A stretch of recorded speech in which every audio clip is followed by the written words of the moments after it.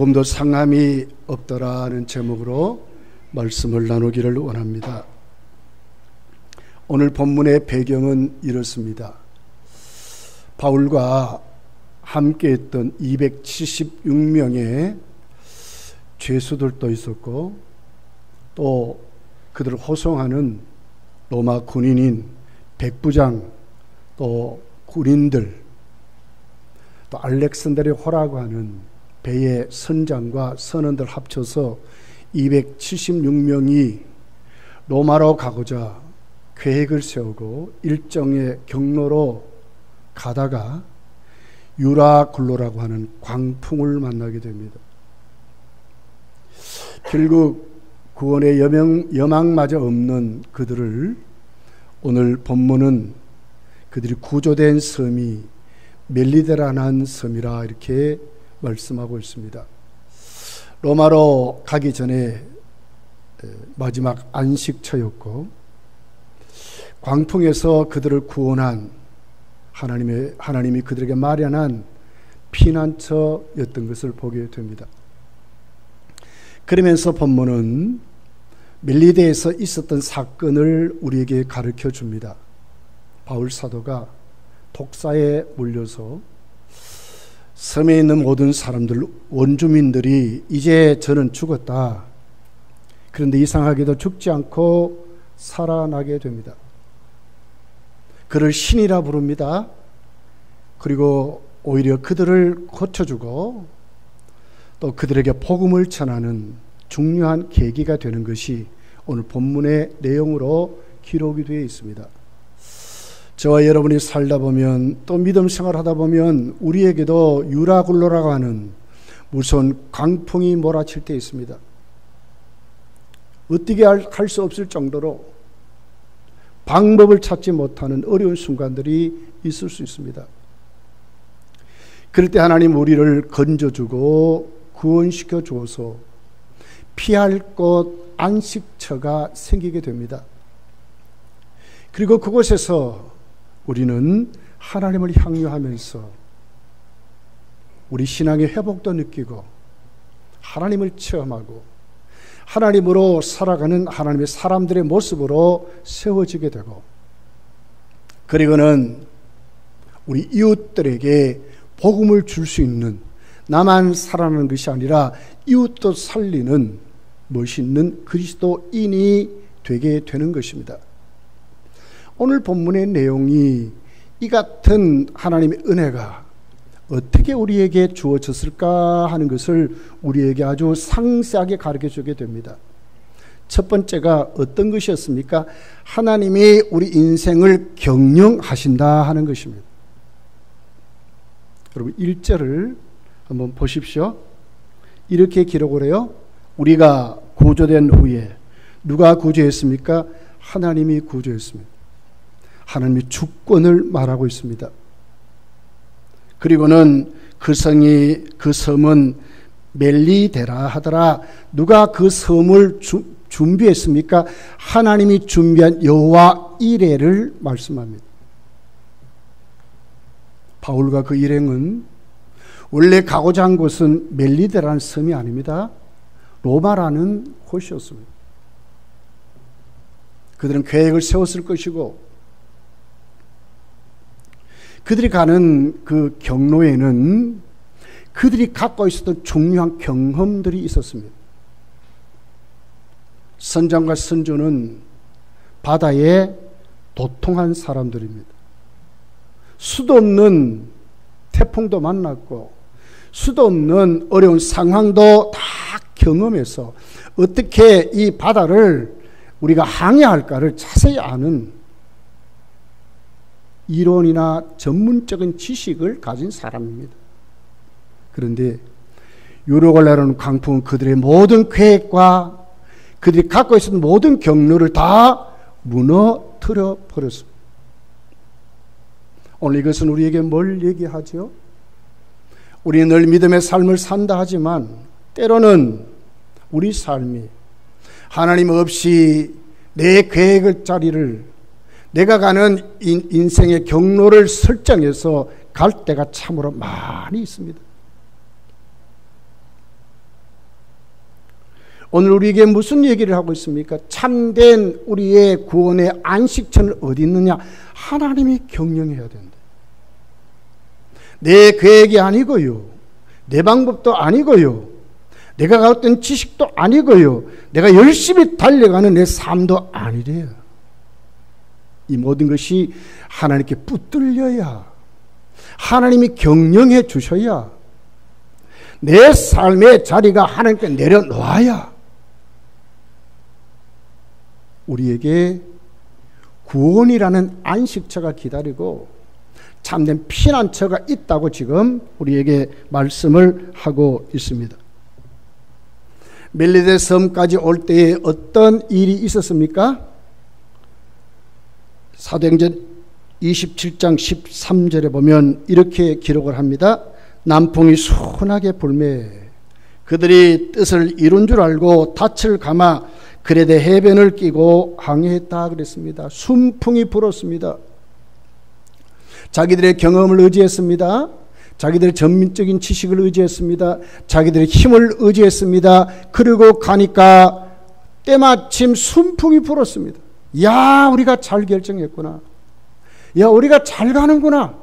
맞다, 우리가 결정하신 맞다. 내가 이렇게 살면 되겠구나. 이렇게 했다, 그 말이에요. 그런데 보십시오. 얼마 안 돼서 어떤 사건이 벌어졌습니까? 27장 14절이 이렇게 기록합니다. 얼마 안 되어 섬 가운데로부터 유라굴로라는 광풍이 크게 일어났대요. 얼마 안 됐대요. 인간이 그래요. 참 어리석어요. 하나님이 그렇게 말리는데 하나님 없이는 안 된다고 하는데 성도도 이렇게 살아요. 하나님 없이 살아가는 것이 참 자유롭거든요. 말씀과 전혀 상관하지 않고 하나님의 치리가 없으면 얼마나 우리가 자유롭습니까? 내 마음대로 살아갈 수 얼마나 편합니까? 그런데요, 성도에게는 그 길이 얼마 못 간다고 하는 것입니다. 15절에 보면 배가 밀려 바람을 맞춰 갈 수 없어 가는 대로 두고 쫓겨가다가 이제는 방향도 잡을 수가 없어요. 바람이 부는 대로, 유라굴로 광풍이 부는 대로 끌려갈 수밖에 없었대요. 이 유라굴로라는 광풍이라 그랬어요. 이 북동풍을 말합니다. 사실 로마로 가려면 남동풍이 불어야 된대요. 근데 북동풍이 불어요. 뭐냐 하면 북쪽에서 불어오는 바람, 동쪽에서 불어오는 바람이 부딪히는 것을 말합니다. 광풍입니다. 태풍이 되어버렸습니다. 순풍이 아니라 얼마 못돼 그들의 앞길을 막은 것은 역풍이었습니다. 반대편으로 불다가 이쪽으로 불다가 저쪽으로 불다가 방향 감각을 잡을 수 없는 그 바람이 그들에게 어떻게 와서 태풍으로 온 것입니다.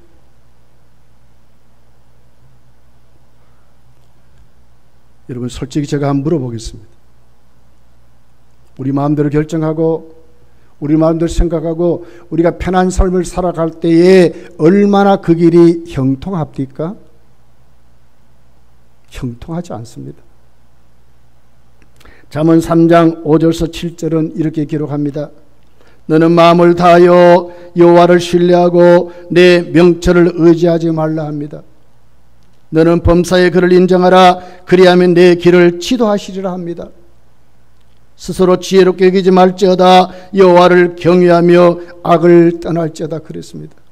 하나님의 지도하심이 어느 때에 있습니까? 내 스스로 지혜롭게 여기지 아니하고 범사에 하나님의 주권을 인정하는 그 사람들에게, 하나님의 인도하심에 아멘하는 그 사람들에게 하나님은 우리의 앞길을 지도하신다고 말하는 것입니다. 거기 하나님의 경영하심이 있다고 말하는 것입니다. 결국 바울 일행이 탔던 알렉산드의 배는 어떻게 돼버렸습니까? 사도행전 27장 18절 19절 20절에 보면 이렇게 기록합니다. 우리가 풍랑으로 심히 애쓰다가 이튿날 사공들이 짐을 바다에 풀어버렸대요. 사공들이 짐을 바다에 던져버리는 그 짐은 뭡니까? 그들은 생명까지 여기는 그들의 재산입니다. 움켜진 재산마저도 자기 것이 아니라고 지금 말하는 것입니다. 19절 20절에 보니까 이렇게 기록합니다. 사흘째 되던 날에 배의 기구를 그들의 손으로 내어버렸대요. 배에 쓰는 여러분 모든 기구 물품들 무겁게 생각했던 다 버렸다. 그럼 배가 어떻게 되겠습니까? 어떻게 가겠습니까? 20절을 보십시오. 여러 날 동안 해도 별도 보이지 아니하고 큰 풍랑이 그대로 있음에 구원의 여망이 마저 없어졌더라 그랬습니다. 살아날 가망이 없다 그 말 아닙니까? 희망이 없다 그 말 아닙니까? 사람은요, 희망 없으면요, 여러분 자살한대요. 이게 인간이에요.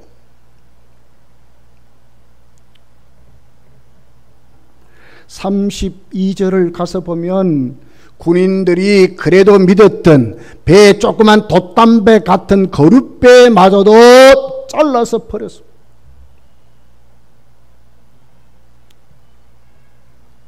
그들이 그래도 배에 싣고 왔던, 그래도 마지막 먹고 살아야 되는 식량마저도 다 버렸습니다. 아무것도 없습니다. 여러분, 하나님이 경영하지 아니하면 이 세상은 점점 더 어두워질 것이고, 하나님이 경영하지 않는 삶에는 뭐가 온다고요? 유라굴로라는 광풍이 불게 된다고 말을 하는 것입니다.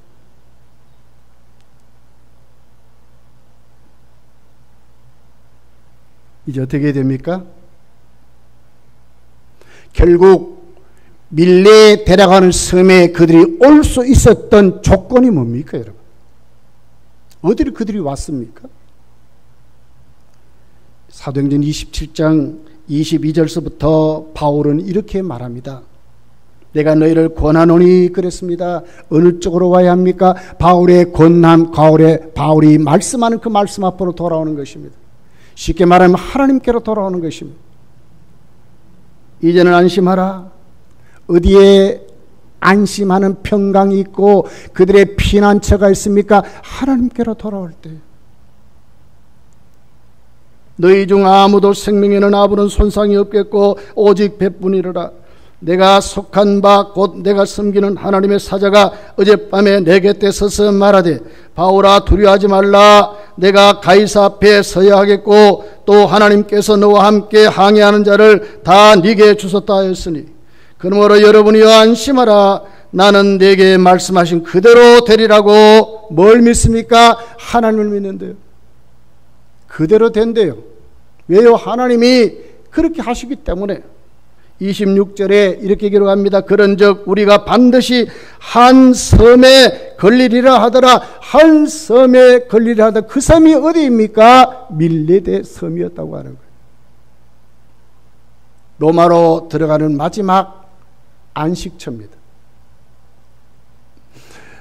유라굴로라는 광풍에서 그들이 피할 수 있는 마지막 유일한 곳이 여러분 밀레데 섬이었습니다. 피난처였습니다. 환난 많은 세상입니다. 무서운 재앙이 펄펄 끓는 세상입니다. 내일을 알지 못한 우리 인생길입니다. 참된 피난처가 어디입니까? 참된 안식처가 어디입니까? 구원의 여망마저도 잃어버린 그들, 알렉산드르의 배에 있는 모든 것을 잃어버리고 나중에 뱀마저 다 깨어지고 아무것도 없어요. 이것이 우리 인생길입니다, 여러분. 솔직히 저와 여러분 오늘 우리 손에 쥔 거 참 많지요. 근데 여러분 하나님 부르시면 가져갈 수 있습니까? 빈손으로 왔다가 빈손으로 가는 인생입니다. 이런 우리들이 하나님 없이 내 생각대로 내 기회대로 내 지혜를 의지해서 살아가는 내 모든 삶의 경영이 얼마나 가겠습니까, 여러분? 지금 전 세계를 한번 보십시오. 어떻습니까?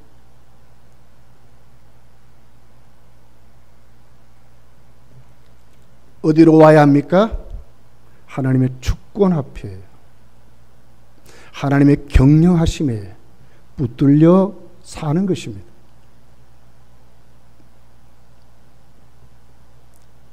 다 깨트려지고 무너졌습니다. 아무것도 없습니다. 자, 그럼 제가 여러분에게 한번 질문해 보겠습니다. 여러분은 지금 하나님의 인도하심 속에 살아갑니까? 참된 멜리데섬이 여러분에게 있습니까? 지금 구원의 감격이 있습니까? 하나님이 진짜 여러분의 피난처입니까? 교회에 와서 예배드리는 것이 참으로 기쁨이 됩니까? 평강이 됩니까? 아니라면 무슨 이유 때문에 아닙니까? 무슨 이유 때문입니까? 내가 내 삶을 내 마음대로 경영하고 사는 것이 문제입니다. 잠언 16장 1절 9절이 이렇게 기록합니다. 마음의 경영은 사람에게 있어도 말의 응답은 여호와께로부터 나오는도다. 여호와께로부터 나온다 하는 이 말씀을 잊어먹고 살기 때문에 그렇습니다. 9절에 보니까 사람이 마음으로 자기 길을 계획할지라도 그의 걸음을 인도하시는 이는 여호와래요 이루어주시는 하나님이심을 모르기 때문에 그렇습니다. 하나님의 주권을 인정하지 않기 때문에 그렇습니다. 여러분, 오늘 이 말씀에서 우리가 무엇을 알아야 합니까? 하나님이 내 인생을 경영해야 무엇이 있다고요? 참된 안식처가 있고 참된 피난처가 있음을 믿으시기를 예수님 축복합니다. 곁길로 가서 안 됩니다. 말씀이 금하는 대로 고집스럽게 가면요, 성경은요 내 뒤꿈치로 가시채를 찬대. 가시채. 세상의 가시채를 살면서 어떻게 여러분 평안하겠습니까? 두 번째를 보십시오. 하나님이 경영하는 삶에는 반드시 구원의 통로가 있습니다. 오늘 이들에게는 구원의 여망이 없습니다. 살아날 방법도 없었습니다. 그런데 오늘 2절에 본문 2절이 이렇게 기록합니다. 밀레데 섬에 왔습니다. 그랬더니 비가 오고 날이 참해. 그랬어요. 현재 이들의 상태는 어떻습니까? 비가 왔습니다. 다 잃어버렸습니다. 날이 찼대요. 이 춥다고 하는 말입니다. 견딜 수 없었다 그 말입니다. 원주민들이 우리에게 특별한 동정을 하여 불을 피워 우리를 다 영접하더라 그랬습니다. 유라굴로 강풍에서 다 완전히 깨트려져 버린 그들이 실패 정도가 아니잖아요. 다시 일어날 수 있는 미천도 없고 아무것도 없습니다 지금. 그런데 하나님이 그들에게 구원의 통로, 피난처를 제공하시는 멋있는 하나님의 모습을 만나는 겁니다. 자, 어떻게 하나님 마련하셨죠? 여기 보니까 이렇게 합니다. 원주민들이 특별한 동정을 했대요. 특별한 동정. 나는 이 말씀을 묵상하면서요, 하나님의 오묘한 작품을 봤어요. 하나님이 바울 사도가 유라굴로 강풍에서 저렇게 시달리다가 밀레데 섬에 갑니다. 그리고 그 원주민들의 마음을 하나님이 만드시고 붙잡았어. 밀레데 섬의 그 원주민들, 전혀 문명과 관계되지 못한 그들, 미신에 찌들어 빠진 그들을 변화시킨 하나님. 언제부터 시작하느냐? 만세전부터 했다는 거예요. 나를 구원하신 계획을 하나님 만세전에 창세전에 하셨듯이 하나님은 바울 사도를 로마로 보내서 복음을 전하게 하시면서 그 경로의 유라굴로 강풍 속에서 구원하시면서 밀레데 섬을 하나님이 언제부터 만드셨어요? 아마 창세전에 계획하셨다가 때가 되니 그 섬을 하나님이 창조하시고 거기에다가 어떻게 해요? 원주민들을 살게 하셨다는 거예요. 무엇 때문에? 오늘 바울이 살 여망이 없는 그 바울, 그 일행에게 하나님은 구원의 통로로 그들을 거기에 살게 하셔서 그들을 영접하게 만들었다고 말씀하는 것입니다. 멋있지 않습니까? 저와 여러분이 금단교에서 신앙생활하면서 오늘 또 이렇게 우리가 구원의 감격을 누리고 말씀을 나누면서 오늘 또 살아가는 이 삶이 여러분 우연입니까? 절대로 우연이 아닙니다. 하나님 만세전에 이미 하나님이 계획 가운데 계획을 세웠다가 때가 되니 오늘 우리를 여기다 다 불러 모아서 구원의 통로로 사용하시는 줄 믿습니다. 이 같은 눈이 열려야 한다는 거예요. 왜 우리가 자꾸 다른 곳에 방황합니까? 이유가 뭡니까? 이 눈이 안 열려서 그렇습니다. 하나님의 말씀은 뭐라고 합니까? 영감된 말씀이랍니다. 그러면서 그 말씀은 충족하답니다. 완전하다고 그랬습니다. 그런데도 못 믿으니까, 아니 이 말씀이 나에게 부닥치지 아니하니까 자꾸 다른 것을 붙잡아요. 하나님 말씀이 우리 신앙과 행위의 유일한 규범이래요. 충분하다 그 말 아닙니까? 그런데 왜 우리는 자꾸 다른 것에 방황합니까? 왜 다른 방법을 구합니까? 하나님이 경영하는 하나님의 역사에는 반드시 구원의 통로가 있습니다. 우리로 하여금 안식처를 마련케 하고 거기에다 우리의 삶을 내놓고 함께 교제하고 함께 고침받고 함께 치료받고 함께 걸어갈 하나님의 사람들이 거기 준비되어 있다고 하는 것입니다.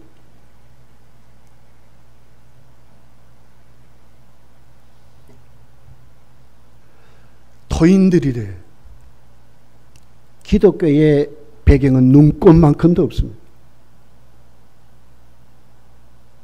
바울 사도가 전하는 복음에는 그들은요 불을 켜고 달려들어야 돼요. 토인입니다.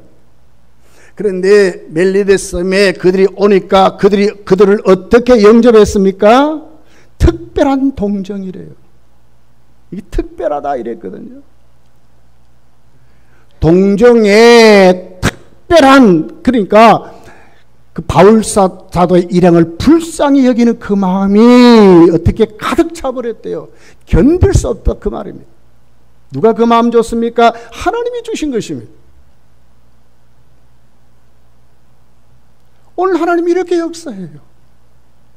우리가 우리에게 주신 구원의 통로에 하나님의 주심을 우리가 믿고 그 안에서 함께 교제하고 함께 치료받고 함께 해결받고 함께 삶을 나누는 그 삶에는 반드시 하나님이 오늘 또 우리에게 주시는 감격이 있어요. 치료가 있어요. 회복이 있어요. 제 카톡방에 우리 총신 78회 동기방이 있습니다.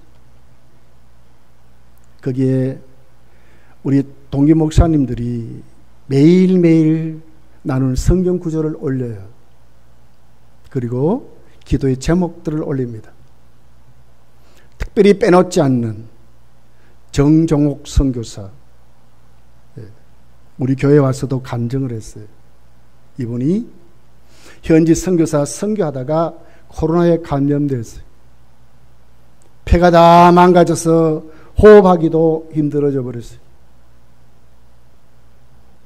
근육이 다 마비가 됐어요. 장기가 다 무너져 썩어 내렸다고 그래요. 살아날 가망이 없어요. 아들이 기도 제목을 올렸습니다. 그리고는 기도를 부탁했습니다.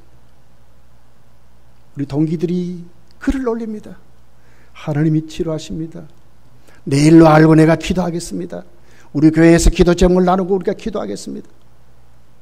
나중에는 파송한 교회에서 그 교회와 그 성도들 그리고 우리 동기들이 십시일반으로 현지에서 정종옥 선교사를 국내로 이송하려면요 억 단위의 돈을 든대요.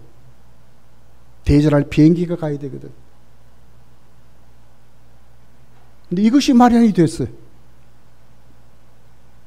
그래서 국내로 이송했습니다. 국내 의료진 기술로 치료했습니다. 기도가 모여졌습니다. 특별한 동정입니다. 살아났을까요? 죽었을까요? 살아났어요. 우리에게 뭘 얘기합니까? 우리가 몰라서 그렇지. 오늘 나에게 주어진 우리 환경 속에 하나님은 우리가 하나님의 경영 앞에 우리의 삶을 내려놓고 살면 반드시 거기는 구원의 통로가 있다고 하는 것입니다. 이거 믿으셔야 돼요. 자꾸 다른 곳에 찾지 말고. 하나님 그렇게 하신단 말이에요.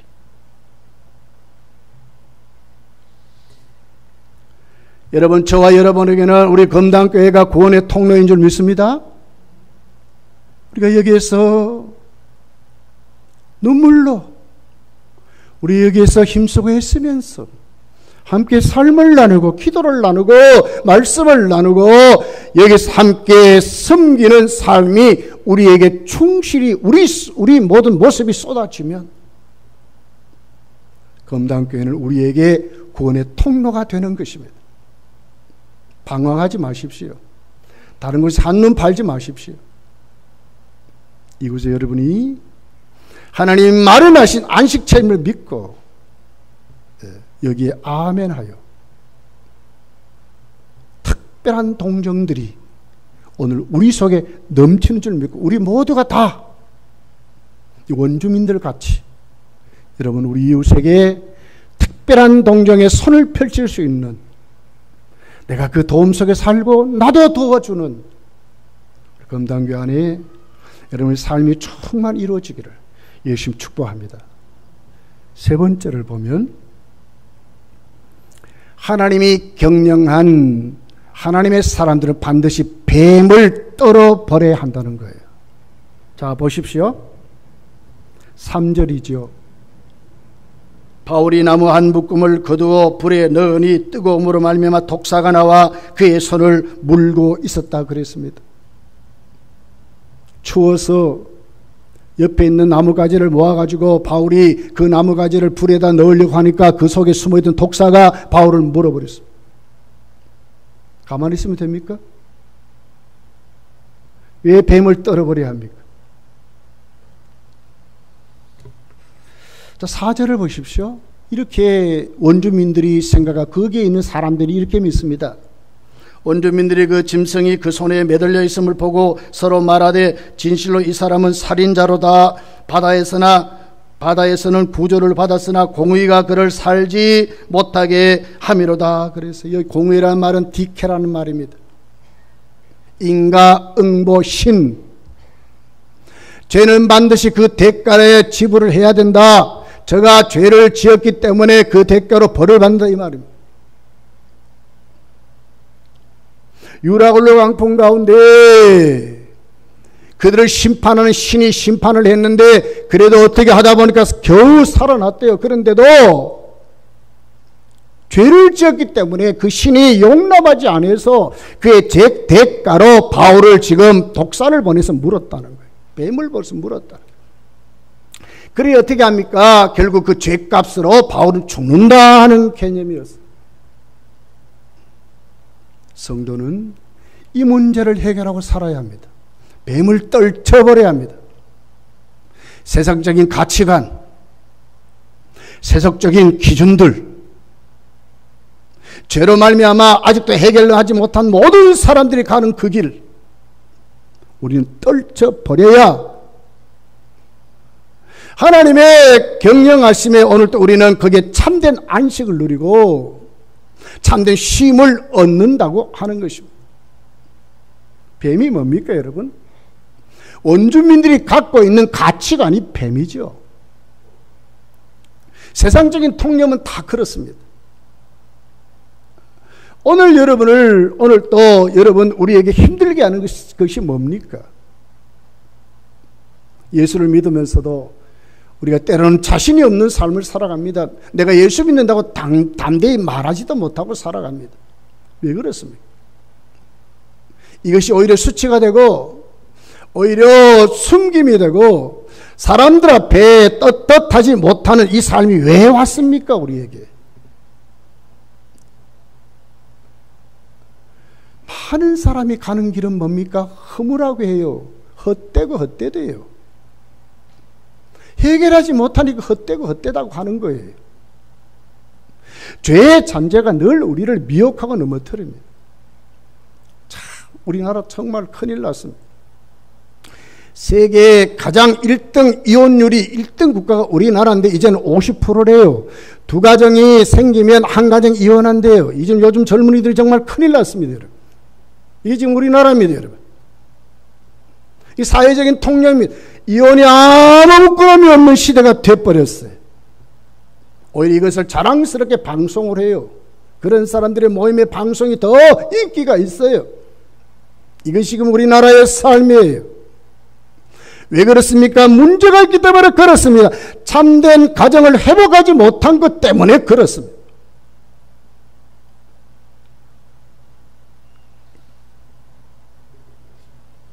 자, 5절을 보십시오. 이렇게 기록을 합니다. 바울이 그 짐승을 불에 떨어버림에 조금도 상함이 없더라. 그렇잖아요. 뱀을 떨어버려야 조금도 상함이 없는 것입니다. 우리가 예수를 믿으면서도 아직도 여러분 세상적인 가치에 얽매여서 모든 사람이 갖고 있는 그 통념에 얽매여서 그냥 도덕관에 얽매여서 이거 떨어보지 못하니까 하나님이 나를 치료하심을 경험하지 못하고 하나님 나를 회복하심을 경험하지 못하고 세상 사람들 앞에 야 여기에 길이 있다. 길이요 진리는 예수 그리스도밖에 없다고 자신 있게 말하지 못하고 사는 거예요. 그들과 똑같이 섞여서 살아가게 될 수밖에 없는 것이 뭡니까? 조금 더 상함이 없는 삶을 안 사니까 그래요. 이 삶을 살아야 되거든요. 뱀을 떨어버리고 이젠 결정하고요. 거기서 나와서요. 떨어버려야 상함이 없다니까요. 그래야 하나님의 치료가 있다니까요. 아직도 거기에 머뭇거리면서 아직도 거기에 붙들려 살면서도 똑같이 세상 사람과 똑같이 살면서 전혀 하나님의 경영하심이 없이 살면서 하나님의 은혜를 갈망한다고요? 안 된대요. 왜 안 됩니까? 능력 주시는 자는 능치 못해 없다 하는데 하나님이 토인들을 변화시키신 하나님인데 못할 것이 없는 하나님이신데 그들의 마음을 뜯어 건쳐서 특별한 동정을 가지게 만들어서 바울의 일행을 영접하도록 하게 하시는 하나님이신데 구원의 통로를 마련하신 하나님이신데 우리가 믿음으로 살면서 오늘 또 우리에게 부딪히는 수많은 이 뱀의 역사들, 이 부정적인 사고들, 인생에 해결하지 못한 이 삶에 갈등하고 고민하고 좌절하고 절망하는 이 모든 것 이제 어떻게 예수의 이름으로 떨어버려야 하는 것입니다. 예수의 이름으로 떨어버려야 하는 것입니다. 물리쳐 버려야 하는 것입니다.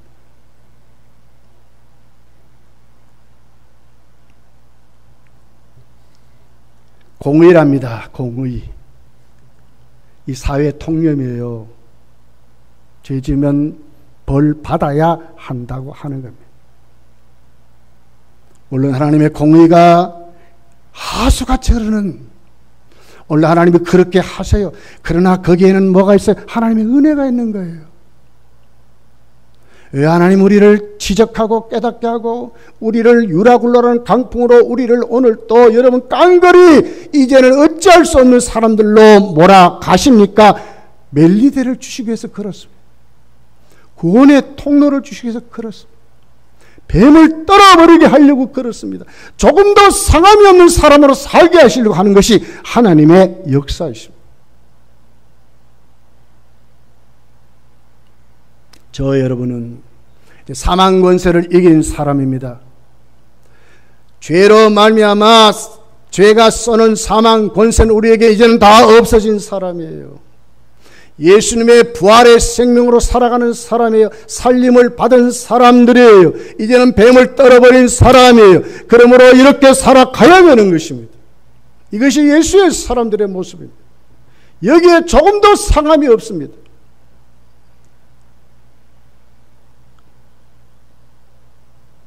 (6절을) 보십시오. 자, 같이 한번 읽어봅시다. 6절 시작. 그들은 그가 붙든지 혹은 갑자기 쓰러져 죽은 줄로 기다렸다가 오래 기다려도 그에게 아무 이상이 없음을 보고 돌이켜 생각하여 말하되 그를 뭐라 그래요? 신이란데. 다른 사람들이라 하지 않습니까?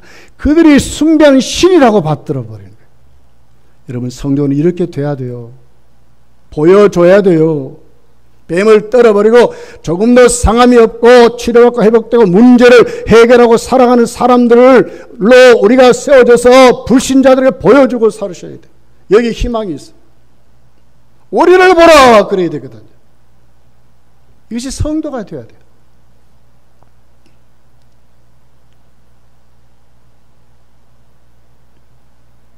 내가 살림을 받았습니다.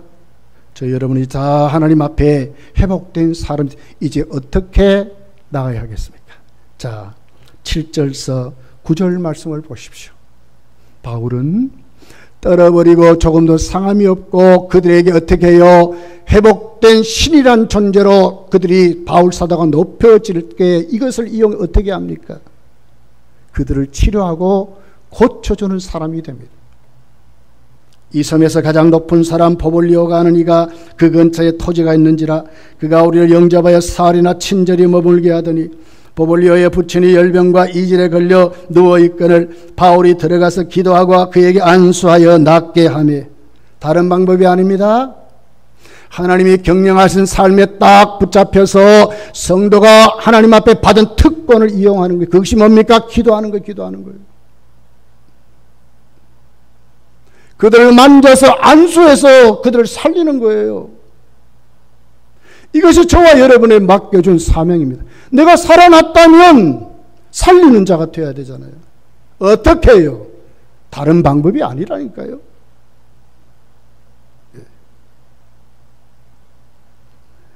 이러므로 이 섬 가운데 다른 병든 사람들이 와서 고침을 받았다고 그러잖아요.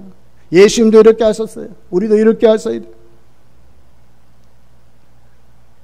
내가 회복이 돼야 하지 않겠습니까?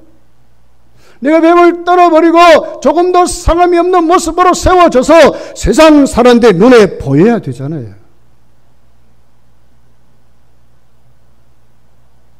이 사람들이 하나님의 사역을 감당할 수 있습니다. 어떻게 이웃을 살립니까?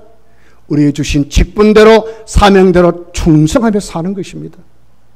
자꾸 다른 방법 구하지 마시고, 오늘 나에게 주어진 겁니까?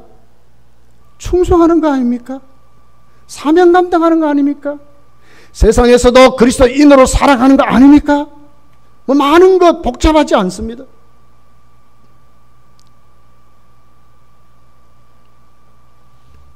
말씀을 맺어볼게요. 하나님이 경영하는 삶을 살면요, 반드시 하나님은 오늘 우리에게 주시는 선물이 있어요. 그게 뭡니까? 우리의 필요를 채워주신다고 하는 거예요. 자, 10절을 보십시오. 후한 예로 우리를 대접하고 떠날 때 우리 쓸 것을 배에 실었더라 하지 않습니까? 줘야 뭐 하나님께 헌금하고 줘야 뭐 하나님께 섬기지 아니에요. 방법을 바꾸셔야 돼요. 이제 어느 자리로 와야 돼요? 하나님이 경영할 사람의 자리로 오라니까요. 그러면 하나님이 여러분에게 쓸 것 줘요, 선교할 것 줘요, 충성할 것 줘요, 헌금할 것 줘요, 이웃을 사랑할 것 줘요. 하나님 주십니다.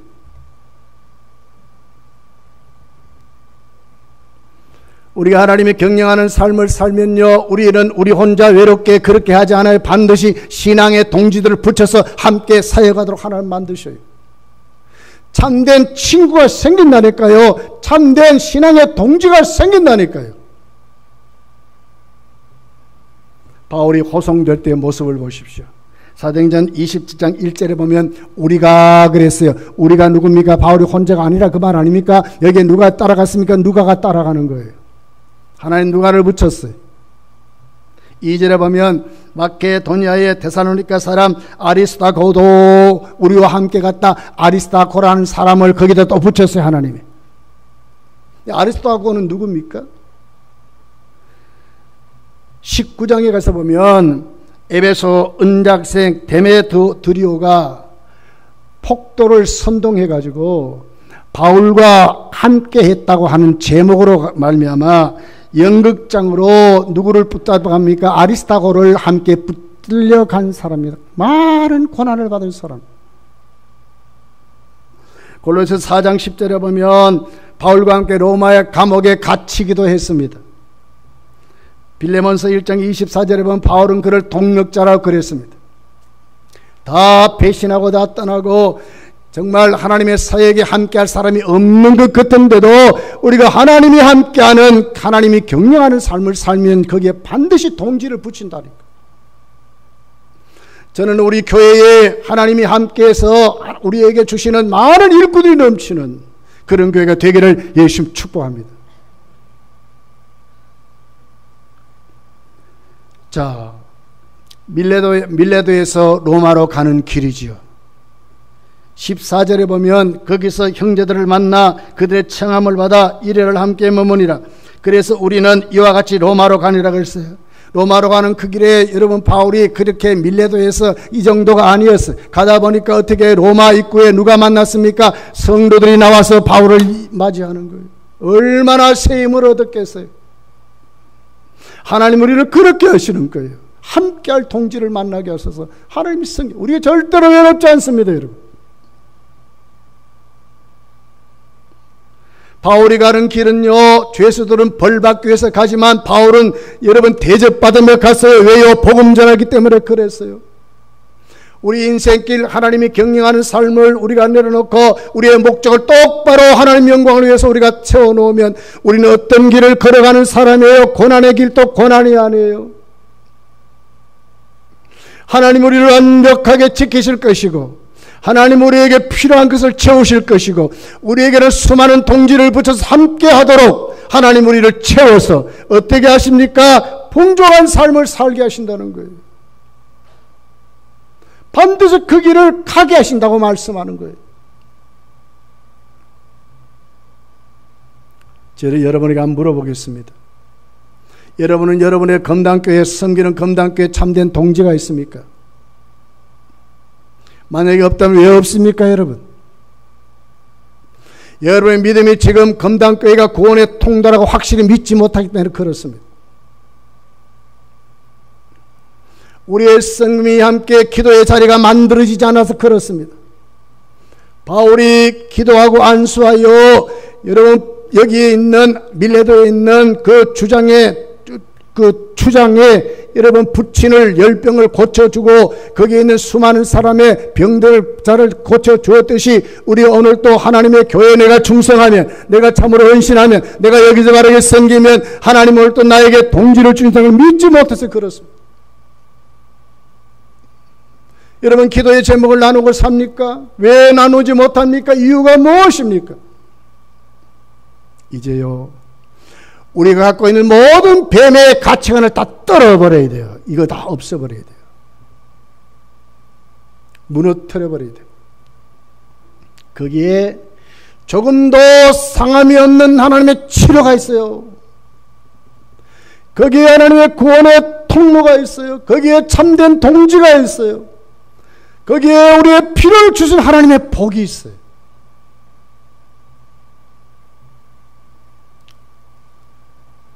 (27장 4절에) 가서 보면 바울이 복음을 전하러 가는 그 길에 맞바람이 불어 반대의 바람이 불었잖아요.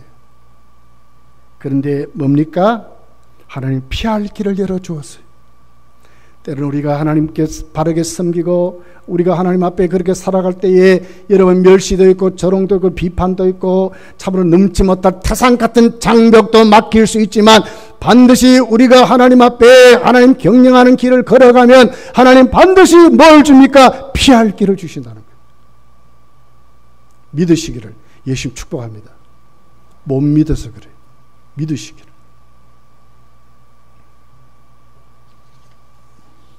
말씀을 진짜 맺을게요. 여러분, 밀레데 섬은요, 하나님의 주권이, 하나님의 역사 여호와 이레의 복이 준비된 곳이었습니다. 우리의 믿음은 다 그렇습니다. 범사에 하나님 인정하고 살면, 우리의 삶을 하나님께 놓고 살면 하나님 반드시 오늘 우리에게 어떻게 하십니까? 밀레도를 준비하고 안식하게 할 것입니다. 거기에는 구원의 통로가 있습니다. 뱀을 떨어버리고 조금도 상함이 없는 삶을 살아갈 수 있습니다. 함께하는 동지가 생길 것입니다. 섬길 수 있는 필요를 하나님이 채우실 것입니다. 막히면 피할 길도 열으실 것입니다. 여기에 아멘하고 살아야 합니다. 한 주간 이 말씀 꼭 붙잡고 이것저것 방황하지 마시고 말씀 앞에 여러분의 자리를 내려놓고 범사에 하나님을 인정하고 하나님 주권에 항복해서 바울같이 기도하고 바울같이 이웃에게 복음을 전할 수 있는 자신 있는 삶을 살아가시기를 예수님 축복합니다. 우리 기도의 자리를 우리 다 같이 함께